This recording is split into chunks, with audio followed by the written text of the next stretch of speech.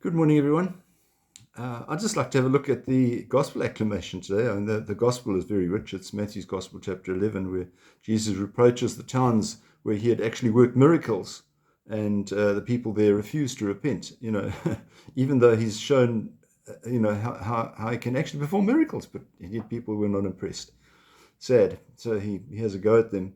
But the acclamation says, "Train me, Lord, to observe your law and to keep it in my heart."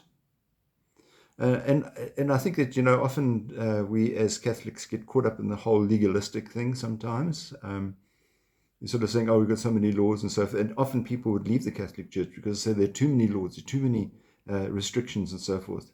When we have have a look at some of the tensions going on in the United States at the moment about the whole abolition of the abortion law, people are getting uptight because why? Because the law apparently is changing.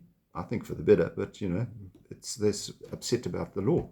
The question is, in our lives, as far as being Catholic, even by we talk about being Christians, how much guidance do we have as far as the law is concerned in regard to God? In regard to God. Well, many people would say, "Well, okay, we've got the Bible, but do we know our Bible?" So we've got the Ten Commandments. Yeah, that's good. But do we actually follow the Ten Commandments? Do we know the Ten Commandments? And then Jesus comes along and says, the most important commandments are love God first and love your neighbor as yourself, which is equal to that. So he's actually adopted the law. So what do we actually have to follow?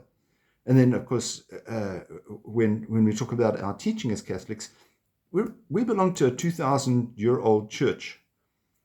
And some of the regulations and so forth had to be formulated so that everybody can follow them. And so we've got this other document called the Code of Canon Law. Oh, wow. The Code of Canon Law really is just a document which tells us about the correct procedures that should be followed under any circumstances. In other words, for example, where are you allowed to get married? What should actually happen if somebody dies? What should happen in terms of their funerals?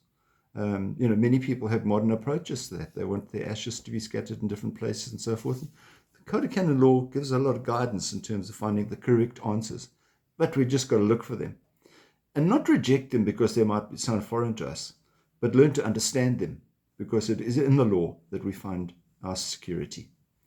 God bless. Keep yourself safe. We'll see you again. Bye-bye.